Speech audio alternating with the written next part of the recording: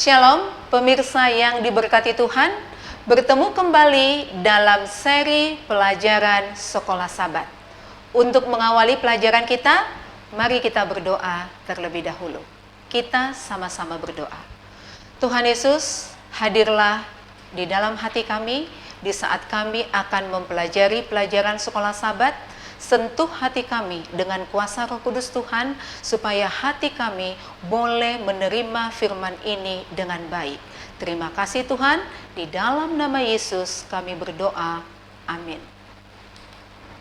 Pelajaran Sekolah Sabat Senin 20 Maret 2023 yang berjudul Kehidupan Kekal. Sebagai umat manusia, apakah kita suka atau tidak, kekekalan menanti kita. Dan menurut kitab suci, kekekalan ini akan datang dalam satu atau dua manifestasi, paling tidak bagi masing-masing kita secara pribadi. Apakah kehidupan atau kematian kekal? Itu saja. Tidak ada jalan tengah. Tidak ada yang berdiri pada satu sisi, sedikit dari satu sisi, atau dari sisi yang lain. Sebaliknya, itu adalah satu, mungkin kehidupan, atau yang lain mungkin kematian.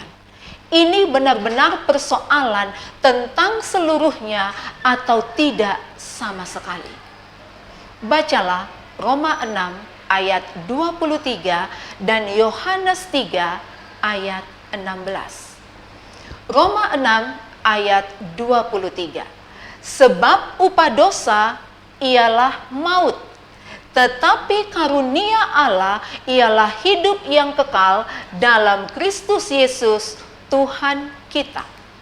Yohanes 3 ayat 16. Karena begitu besar kasih Allah akan dunia ini, sehingga Ia telah mengaruniakan anaknya yang tunggal, supaya setiap orang yang percaya kepadanya tidak binasa, melainkan beroleh hidup yang kekal. Pilihan-pilihan apakah yang dipaparkan di sini? Adalah sukar untuk membayangkan dua pilihan yang mencolok dan berbeda, bukan? Kemungkinannya adalah bahwa jika Anda membaca ini, Anda telah memilih kehidupan kekal, atau tentu saja Anda sedang memikirkannya. Allah memiliki kesanggupan yang unik untuk melakukan apa saja yang Dia katakan, yang dapat buat untuk memenuhi semua janji-janjinya. Bagian kita adalah percaya kepadanya, bergantung pada jasa Kristus, dan oleh iman menuruti firman-Nya. Bacalah Yohanes 14 ayat 1 sampai 3.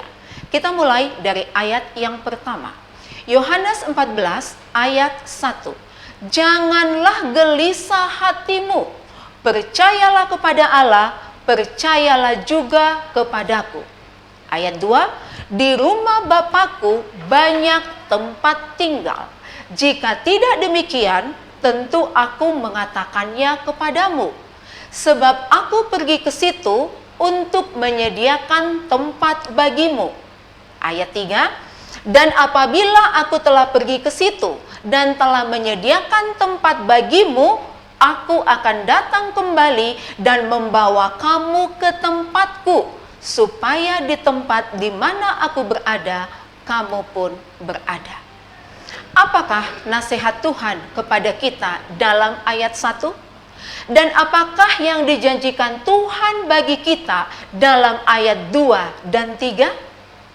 Pada hari-hari terakhir pelayanannya di bumi, Yesus memberikan kata-kata pengharapan dan keberanian yang ajaib ini kepada murid-muridnya. Kata-kata ini mengangkat semangat mereka pada saat putus asa dan pencobaan. Kata-kata ini harus mengajarkan hal yang sama untuk kita. Yesus turun dari surga, kembali ke surga, dan telah berjanji kepada kita, aku akan datang kembali dan membawa kamu ke tempatku, agar kamu bisa bersama aku di sana. Dan mungkin lebih dari perkara yang lain, kematian Yesus di atas kayu salib pada waktu kedatangannya yang pertama adalah kepastian terbesar akan kedatangannya yang kedua kali. Karena tanpa kedatangan kedua, apakah artinya yang pertama baginya? Sebagaimana pastinya bagi kita bahwa Yesus telah mati untuk kita di atas kayu salib, begitu juga pastinya seperti yang Dia janjikan. Aku akan datang kembali dan membawa kamu ke tempatku, supaya di tempat di mana aku berada, kamu pun berada. Yohanes 14 ayat 3. Tetaplah tinggal pada ide bahwa kedatangan Kristus yang pertama adalah jaminan untuk kedatangannya yang kedua kali. Apakah yang terjadi pada kedatangannya yang pertama kali yang membuat janji kedatangan yang kedua menjadi satu janji yang dapat kita percaya? Tuhan memberkati. Kita berdoa. Tuhan Yesus yang baik, kami sudah mendengarkan firman-Mu. Sempurnakanlah itu di dalam pengertian kami, supaya firman ini boleh menjadi kekuatan bagi kehidupan kami, bagi diri kami, mendatangkan semangat bagi kami untuk menantikan kedatangan-Mu. Terima kasih untuk berkat-Mu, dalam nama Yesus. Amin.